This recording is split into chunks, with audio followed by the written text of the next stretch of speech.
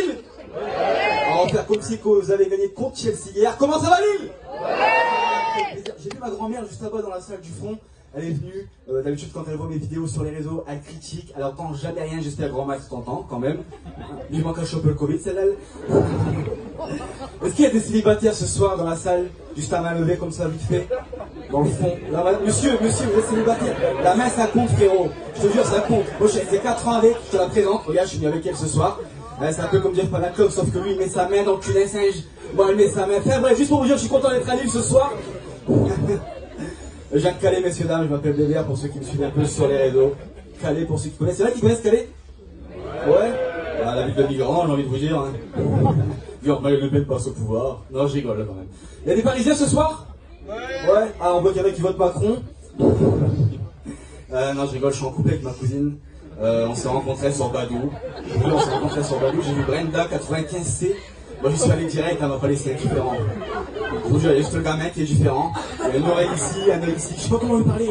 Je vous jure, ni comment le regarder. On dirait un pangolin, mon enfant. En fait, mon enfant, c'est le Covid. Je vous jure, c'est le Covid. Moi, je vous l'avais un peu comment, je l'appelle Omicron.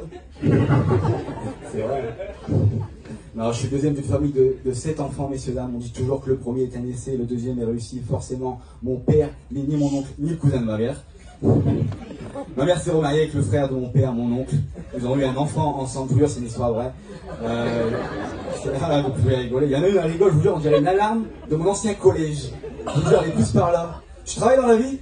Non? Ouais, bah, j'ai trouvé un emploi, du coup. Du coup, je vous disais, ils ont eu un enfant ensemble. Du coup, c'est mon frère, mon demi-frère, mon cousin, mon filleul, mon neveu. En fait, on fait un package. Je vous jure. Des fois, Biscuit, elle me dit, range tes affaires.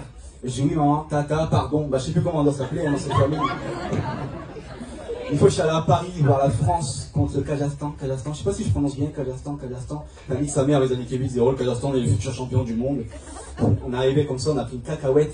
Je sais pas, il y en a qui connaissent une cacahuète? Bah, c'est une voiture sans permis, si tu préfères, c'est juste qu'il y a 2 places. En fait, on était à 10 dedans, tu vois, il y avait le coffre, il était ouvert, les carreaux, ils étaient ouverts. Je te le jure, on était à 10 comme ça, sur l'autoroute. On roulait, hein. Il y avait le gamin de 10 ans, il était avec nous. Le gamin de 10 ans, le chiquet avec nous, tu vois, le gamin de 10 ans. Bah, il faut la prendre de bonheur dans le Nord, hein. Et on était à 10 comme ça. Bah, celui qui conduisait, je vous jure, il savait pas freiner en fait. C'est nous qu'on freinait à sa place sur l'autoroute. Je vous jure, t'avais ta bière dans une main, l'autre verre, il servait juste pour pisser quand t'étais gavé. Après, tu savais plus ce que tu buvais. C'est dire la différence, tu vois.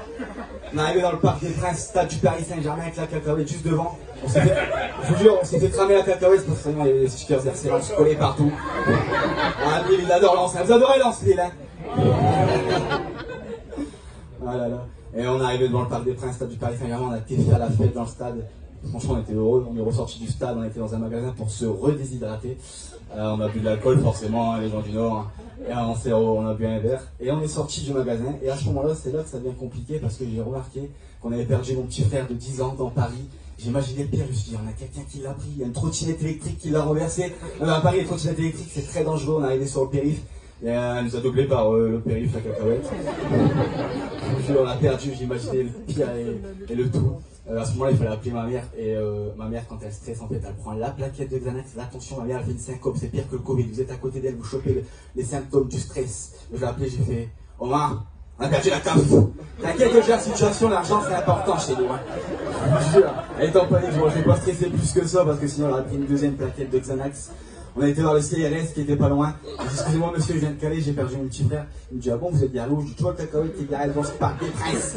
Bah c'est une note. Mais du comment t'as fait pour Calais là-bas et perdre le gamin ici? Je dis, non, Calais, le Nord, chez nous, tu vois, c'est les migrants. On a un dragon, 27 millions d'euros. On a payé un dragon chez nous, 27 millions d'euros pour ceux qui connaissent. Et il est toujours en panne en fait, le dragon.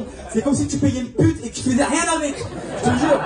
Le flic qui m'a regardé m'a dit, c'est le Nord. Mon pote il est arrivé, je vous jure, il était déguisé en ballon de football, il n'y avait pas besoin, c'est déjà le ballon de football. Il a dit, excusez-moi monsieur, j'ai perdu un éléphant. Il m'a dit, vous avez perdu un éléphant. J'ai dit, non, c'est le Nord. Je vous jure, mon petit frère il est arrivé en pleurant, on l'a retrouvé au bout de 5 minutes, il a fait, mon frère, j'ai fait la cave. J'étais heureux de le retrouver. Mais c'est même, en vrai, si je l'aurais pas retrouvé, je vous jure, c'est vrai, si je l'aurais pas retrouvé, je serais resté SDF à Paris. Mais voilà, juste pour finir ici ce soir, je suis content que ma grand-mère elle soit venue ici au Spotlight. Parce que ma grand-mère a 83 ans, mais cela, on peut l'applaudir, elle a fait câliner.